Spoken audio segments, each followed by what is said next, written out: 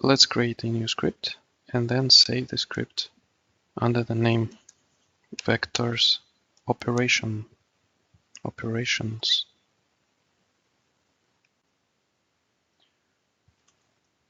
Let's CLC clear the code, clear the workspace, and then let's type in some vector operations. Let's say x is equal to 0.5, 2, and -1. This is a row vector because we have commas here. And let's define a column vector y 0.6, -2, and 3. We want to define a column vector, that's why we put semicolons after each number. Okay, so now let's define one more vector z as 3, 2, 0, and it is a row vector. And let us make some operations on these vectors.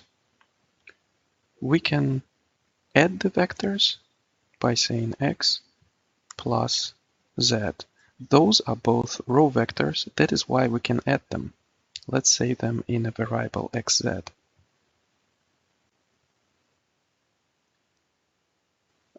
Yeah, I will better say let it be a. We run the program and we see that the result of addition is produced. So the row vectors were added element by element. 0.5 plus 3. 0.5 plus 3 is equal to 3.5. Then 2 plus 2 is equal to 4. And then 0 plus -1 is equal to -1. Let's now try to add row and column vector x plus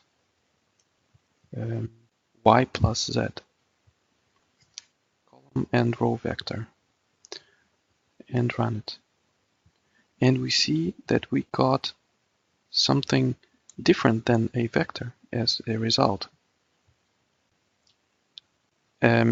So it means that if we want to add row and column vectors, we will get something else than a vector.